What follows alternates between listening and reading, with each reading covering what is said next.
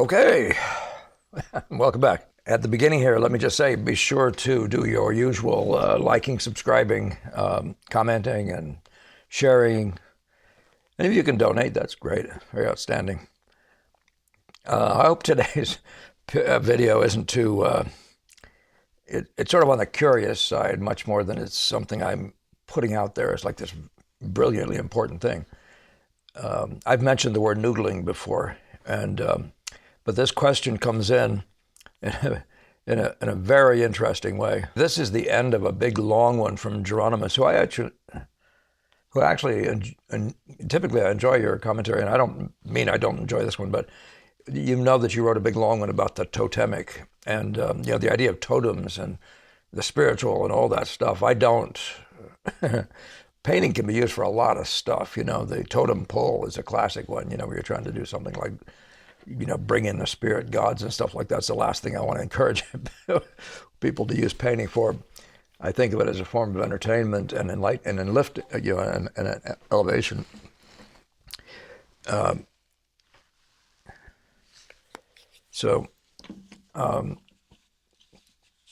it's not in that sense of conjuring spirits or anything like that in the Paul Klee or something like that way. So I'm thinking about whether to do something discussing the idea of the totemic, in the sense that I do think that a lot of times realism, and we had a video, I think you're just maybe even on the heels of that video we were just talking about, which was about Solomon and the wisdom, and the one I called the Solomon and the wisdom of the Boston School, where it's very evident that there's this thing, this realism, where you're trying to make it look real, like you can touch it and sort of own it. And there is something about Impressionism even, which is an attempt at some kind of ownership. But I find that it's about the beauty of the thing and not the thing. Do you know what I mean? So is that a totemic? Is that a thing where you're saying, let's create a realism of the beauty of the thing or something? But I think it's different. I think that idea of objects puts you in a slightly different camp. In any case, that's not what I'm talking about today. So here's Geronimus. It's the very end 2 lines, I think, or 2 sentences of what you sent to me, and I'm going to play with this because I thought it was useful to, let me read it. I've tried with interest and great satisfaction. Thank you for saying that, Geronimus. Your ideas of relational drawing and the floating line, but I'm still wondering how I'll know when I cross over the border between writing is rewriting and what you call noodling. Now, I don't not conflate those. I don't combine those. I don't put those together. I don't think of those as together. I mean, the way you work on a painting, you can do noodling, and I think of noodling as a versus mass painting, painting by the mass with a wider brush and all that sort of thing. I think of them as that way, and I'm going to look at pictures with you. But writing is rewriting. It's just adjustments of notes or adjustments of shapes and things like that. If you're a noodler, you can do it with noodling. You can adjust with noodling, but they are 2 different things. So let's just look at this for what it's worth. And I say I don't really know how to, I'm doing this because I feel like there's something here, but how valuable, I don't know. But I do think one thing that does come up is we've talked about noodling before. I use the word noodling, and I do it in a slightly disparaging way, which I really shouldn't. There's no reason in one sense to mind what you guys do. If you guys want to use a little brush and work your way along in little ways, little passages, a lot of that, soft brushes and little brushes and all that sort of stuff, it's part of painting. People have always historically done it. So I'm showing you this picture, and by the way, but that or there's this other one. So the one on the right is a Jerome, and I like it because it's unfinished. You can find drawings, charcoal drawings from the Boston School, where there's an outline like this. Is a very fine, I mean, literally barely visible almost, pure outline, where they've done this really careful work, really studying up the outline. I mean, seriously fine. And then it's noodled from the hair to the forehead, like it's finished. It's just finished right down. Some people call that window shading when you do that to a painting. I forget which painters say they do that. Someone like maybe Braga or somebody like that. I forget who. They talk about doing that. I don't do that. We work all over the place at once. Our whole model is different because we want to incorporate. It's a research project. And you have to get on your canvas, the colors on your canvas, to find the interplay of data to create to find the impression, to draw forth the impression. It's so interrelated. Realism can be said to be different. You know, you draw the outline of the object and then you noodle the thing, model it up. We typically used a very sharp point when we were working with Gamel, noodling charcoal. And we were using it in little tiny, sometimes little tiny circles and little wobbles and stuff like that, and glazing with it. So it was a very fine instrument. And that's in the class of what I call noodling. We noodled those pictures. So if you're gonna turn a form, you're doing a dinky little brush, and you're all over the place, sort of working around, blobbing point, with your point. This thing here, so outline into form, it's a thing, right? This is somehow or other in a combination of all of them, and what I've found works best and gives you the greater a greater similarity to this way of working is this idea of points and angles, and the idea of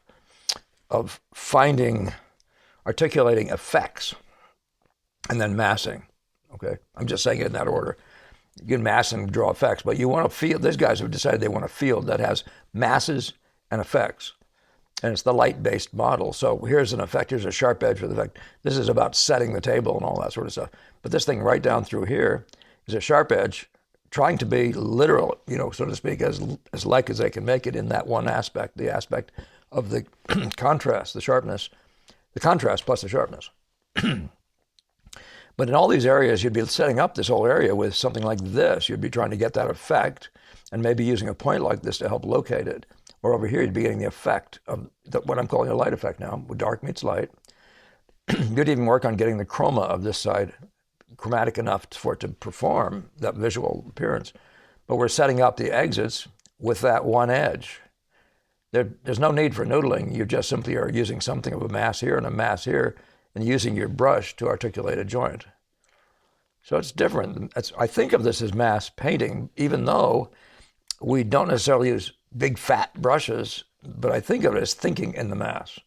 That's the sort of the point angle game, is you're trying to articulate points of effect and massing. So there's a lot of this big, broad, simple massing that's going on here, but it's not done with a little brush. And so again, I think of noodling as whatever little modeling goes on once you get into zones, little tiny zones. But even that we don't do. It's an interesting thing. That's one of those things, if you're working with me, you would find out fairly soon how to manage an area like that without it being a noodling thing. Now, noodling, it's about very, very subtle transitions and all those sorts of things. And you can create those without the teeny little brush in the noodling model. Of course, it depends on, this is a painting this big. You're going to be kind of stuck with teeny little brushes. But of course, it's much bigger than that. Let's just keep talking. Let's see how we go. But we'll just give you more examples of various things that compare the two.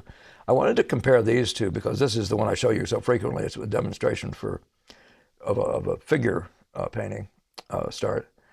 And the thing is, even if you see this in the start, you're going to see I have color notes spotted all around the picture. I have the darkest dark set over somewhere. I have the greenest of the color notes, or the richest ones. And I have the great sweeping golden to red movement, just color blobs sitting out there.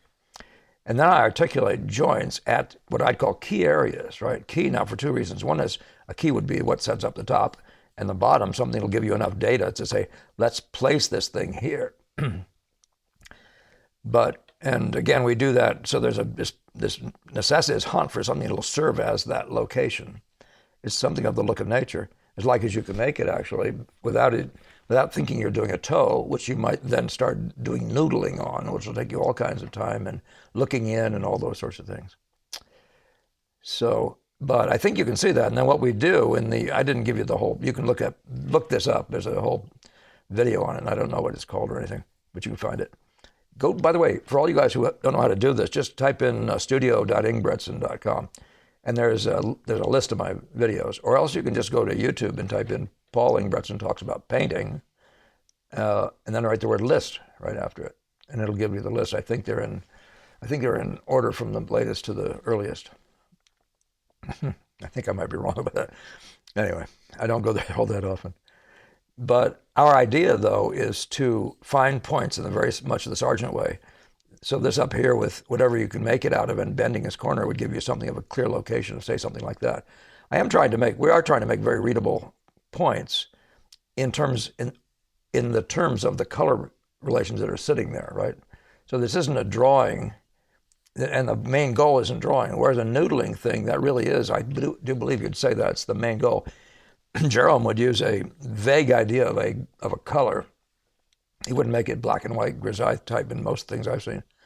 But he's using something like the color, but he's not laying in the color as we're trying to do here. So there's a different model there. And we're more interested, by the way, in color movements than we are in the littleness that would be involved in modeling around here. In fact, if you look at an area like where that navel is there, you'll find that there's emphasis on the power reader, and then you'll see there's the stuff around it is adequate. It's an essential statement. It's essential of a statement of the essentials, a sort of a summary statement but it's not a finely noodled one. Okay. I actually don't go to noodling. I keep doing something else. But sometimes it includes, like, I don't mind these claw marks across this area because I know in another iteration I'm going to cover this whole thing, and that might be a little too contrasting. I wouldn't encourage you to make that much contrast with but you can see I was moving the form. I was moving this from whatever light, getting darker and darker over through here or something like that, which is why those marks would go in that direction. But in the next skin, all that stuff will disappear, right? So, and in both of these, you'd be talking about these rather in the class of a lay-in. So that's what we're talking about, the sort of the things that relate to noodling in a lay-in. After this, I'm going to talk about the idea of adjusting notes. So here online, somebody posts this thing, and this is what I would call a noodled face. And this idea of working from the eye to the nose to the other eye or any of that kind of stuff, what appears to be done, is all coming from something that's already a drawing sitting there. And you would have to do that if you're sane. You'd have to have a preliminary drawing all done, or you'll be just very quickly lost. And you won't have a compositional idea. So if you set up the composition as a drawing and trace it, have a tracing sitting there, things like this noodling model can be used. And I've done that with illustration a little bit, where I simply get a drawing out of my head. I make up a figure that I want to tell the story, and then I just simply model it from top to bottom. That's real. I do that. Much more in the class of what this is, but it's only if I have a preliminary. When you're doing an imaginative, when you're doing an impressionist thing, and the search is going on, then we want to set colors out the way you see Sargent setting colors out. He's just setting things out, setting them around, and he's going to figure out how they come together the way that auditor of his demonstration talks about in the Charteris book on Sargent. That's Evan Charteris, if anybody's trying to read that. And I think you can find it online, by the way. There's a lot of them were published too, so you can find it for sale. But if you look at this and look at this, you'll see that this is in the class of what I would call a noodled face. Probably little brushes and very fine movements, no evidence of the brush mark. That's not something we're trying to do in that one or in mine. I'm not trying to hide brush marks particularly. I'm not trying to be aggressive with them either, but we're trying to get large information out there done with efficiency. So there'll be some larger mark making. On the other hand, this model here, this is the Duveneck model, and what did Sargent call him? The greatest American master of the brush or something like that. And I think, that's the stuff you think when you start thinking of people like Franz Hals, maybe. You're thinking about people who use the brush in a, what would we say, in a visible mark-making kind of a way. But you can see this is also not a noodled picture in that sort of fine sense of that word. It's done with blobs. And by the way, this is the point where you might talk about what we do, which is drawing by the spots. So we're not trying to draw the face or anything like that. And then, but you're going to have this major mass blobbed in here, and you're going to have set up keys about it with relation to it, that set up that abstraction. But as you go along, everything you're going to do is be about setting a color value right here and finding and joining it to what's behind it. But that joining doesn't have to happen with noodling. It happens with form concepts that can be applied in multiple ways, including a palette knife if you were to do it that way. But you can see that what this does, this is a lay-in model where you're blocking it in the mass kind of way. It's very angular looking, by the way, so it sort of suggests that blocky model. but it can be brought to any level of noodling that you would like, any level of fine modeling. You can model fine over that. So, and these are another two examples. You can see the blotches, the big blotches. This is another Duveneck. But you can see this whole, and obviously you could say, by the way, that these methods, you got a guy with a blotchy face and major noticeable form distinctions, plane shifts. You know, it might just make all the sense in the world to you to block it in like that, to blotch it in like that. But this is a Bouguereau here, and I think Bouguereau is like the model of what I call noodling. I think he defines it practically. Not that most of the academics did seem to do something rather more like noodling. I think, that whole thing about this painterly, the implications of painterly is you're using a brush and it's visible how you're using the brush, and you can see the marks of the brush. When it's much more obvious in things like this or some of the Dutch still lifes, you're actually trying to lose all the evidence of a brush. You're trying to get a kind of a realism that is like literal, and it doesn't mean that this guy can't go there, by the way. This is a lay-in model, if you want to call it that. And but sometimes people just like it anyway for whatever reason, and that becomes the painting. But I'm looking at this one, and you can see that it's unfinished all across here. You can see the probably relatively small brushes are being used, and I'm guessing fairly liquid paint and probably soft brushes even. And maybe not. I've copied one of his heads. It didn't require soft brushes in most parts of it. A couple places I found it useful. But even the hair feels like it's sort of smudge modeled, you know what I mean? Little noodling, sort of noodling model. I don't know what that's worth to you. Again, I'm not trying to tear it down. I mean, there are reasons and times and all that sort of stuff, and things that you're working on that sometimes look like that's probably going to be your best approach to it. Yeah. So let's talk adjusting the note. And this is, that's why I say this is really in a very different category. I don't know what adjusting the note has to do with any of these things. If you're just noodling it up, of course, at some point you're going to realize this is a little too light and you're going to go back into it and do it again, but you're not going to change from noodling to some other way of painting. You're just going to adjust the note in your little noodly way so it's consistent in its application with the rest. I hope this is some kind of useful. So in a thing like this, and assuming, for example, that the light isn't changing every 20 minutes or less, being noticeable in every 20 minutes or less, in every painting you would do, that's where your job, what you're trying to do is make the look of nature. You're going to hit notes like this green note, and you're going to realize that it's actually got more cool reds in it or whatever. And we're always, as an impressionist, you're always looking, and this is just the color portion of adjusting. There's also a drawing portion. But all the time you are doing this thing called rewriting, So you find that this note ought to have more cool reds in it. You start getting them in, and you start noticing the relationships of all these guys, and you begin to adjust the notes. And his way of adjusting isn't trying to erase the previous note and get the better one in there. It's to make a combination. So you're adding some of the red blue to that green until the combination of the two, because you're not trying to hide them. You want them actually to vibrate against each other. In a if you want to call it that, a sort of scientifically informed way. So, but that's all it means by adjusting the note. You may have gone through all these things and realized this one little green passage in here was greener than all the rest and looked very different, even though spots of it were showing up in other places. And you had to actually get in there and make a more chromatic green. You might have just added more yellow.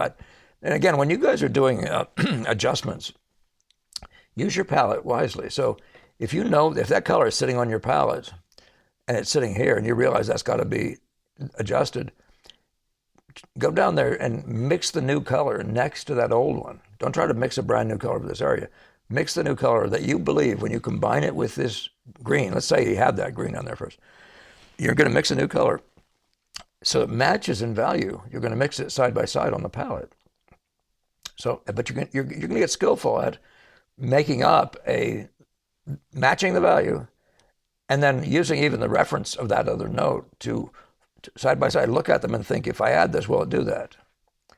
And so you might mix up a cold red, or what you might call a red blue, and you'll be setting it in there. You don't mind if you don't quite hit it. You'll still be saying, should it be more red, more yellow, more blue? et cetera, et cetera. You know what I mean? But that's all we mean by adjustment. Now, the rest of adjustment that has to do with drawing, you're doing something like this, and you might realize the haystack actually needs this thing. This dent is in the wrong place. You had it way up here, and actually it's down here, and you have a reason in your composition to move it down there. Well, that's also adjusting, right? This is the writing is rewriting. So we're constantly doing it. So if I go back, I think I'm done with the, so I go back to the figure here. So if you look at the lay-in of this thing, you'll see that certain parts of this thing are pretty vague. I'm getting this better, but eventually I get down to what this is doing. Then I can get back up here to make this better. So I'm adjusting this based on its relationship to something, right? And that's what rewriting is. It's actually, you get new data in the room and it helps you to see better what you should have said before. And that's the writing is rewriting thing. So sometimes you just need more context to be able to rewrite it. Or you just need, for example, you can draw this and think it's really beautiful, but by the time you get down to this side of the leg down here and you realize there's a very interesting counterplay, this thing playing off of this in a very specific way, you're going to easily be able to rewrite one or both of these things until that sentence, shall we call that, 2 or 3 notes interplaying with each other. It might be something like a curve up here, playing off of a curve down here, bouncing off of this curve. If you can see enough, if you can get your brain to actually allow that in, the complexity of that, which isn't very complex. I mean, I'm not looking for genius and stuff. I'm looking for everyday stuff. But you're always supposed to be, when you're looking at this note, the first time you draw it, you'll just draw it. By the time you get up to this one, though, you need to be letting them talk to each other, right? That's the adjustment period. And there's always going to be a need. You're in the world of color. That's constant. You made a wild guess about what color this would be or something else would be, and you kept getting around and around. By the time you got the canvas mostly filled, you realized that really wasn't and assuming the colors aren't changing out there in front of you, you realize that wouldn't do. That note you had down there, that it was too light, and you have to bring in these darker reds. So that's, and there are all kinds of adjustments. I mean, for example, this sky right now looks very textury. You could adjust that. You could make that a smoother sky. That would be an adjustment. You're taking some of the texture out of that. If you're just a color guy and all you care about is color, you just look right past that. You couldn't care less how many bumps there are in the sky. So the sky looks like it's literally made out of pigment. In other places, the sort of what we call the graveliness or the texture of this will look like grass. I mean, and that's illusional, and it's fine. You might like it. And a lot of times skies do take on, with clouds floating up in there, or even a glaze of atmosphere, they do take on a feeling of being there, right? So sometimes that's actually what you're going to get. And to give it a tooth, if you want to call it that, give it a little bit of texture without making it too contrasty. It's one of those elements of the truth. You can adjust, so I'm just simply saying you can adjust texture, you can adjust sizes. When you did all this stuff, you might have made this tree big like this, and you realize maybe that's what this is right here. And you realize that actually the elegance of this, or that thing, that scale, the sense of big to smaller, or the sense of big 3 things and then little 3 things, and that way they're playing into each other, in and out of each other, that big thing wasn't participating in the way to deliver on that element of poetic, that was involved. So you reduced it down to where it was the size and that started coming back on the canvas. You started saying, that might have been the distance back that was wrong, or it might have just been the relationship of this effect to this effect. That's the world of adjustments. That's nothing to do with noodling. So I only say this to say, one of the things at the very end that I should just end with this, and that is that words matter. Hear yourself when you say things like that. And by the way, you want to get back to me and say, no, the word I should have used is this, and let's talk about how when I'm doing this, and I have the idea of being more realistic, how do I combine, but just make sure you're talking about things that actually go together. Just think, be very specific about the words you use. And I say that, I'm as guilty as anybody in that sense of using words broadly. Mine narrow, very specific thing, and a word is so big you could use it 8 ways to Sunday. I get that. It's a real thing. But in this case here, I'm trying to say to you, when we look at your statement there, I cross over the border between, is there a border between writing is rewriting and what you call noodling? And I haven't found a border. So the last thing I want to say to you, Geronimus, is if I'm missing, wholly, totally missing what you're saying, or by the way, you might just be being ironic, and I love a sense of humor, and I might be just flat missing it. So anyway, all right, well, that's the story. And that's really all I have. All right. So I think I'll say goodbye to you. Remember again to we're almost at 19,000. We're sitting there at 18,900 something. Let's get us to 19,000 subscribers. It would be a lot of fun to do that. And again, I'm talking to Mr. Producer about doing something special, sort of on that day or sometime related to that. And again, thank you all for the consistency with which you've maintained our show with donations. And again, keep on subscribing, liking, sharing, and comments, please, comments that relate to painting. I mean, if you want to get into what we're doing, or if you're even attempting to get into what we're doing, notice when you have a question, put it down, write it down, try to even clarify it, and then send it off to me, okay? And you can send it off to me by email too, and that's just ingbretson_studio@yahoo.com. You don't have to send it through the comments. And lately, I've been having trouble getting to the comments. So, and for many reasons. All right, Geronimus, thank you very much. And maybe we'll get to the totemic one of these other days. If you want to write me more or something different or more focused about that too, I'm good with that. Clarifying precisely what you mean. All right. Okay. So I hope you all have a great painting week, and we'll see you the next time.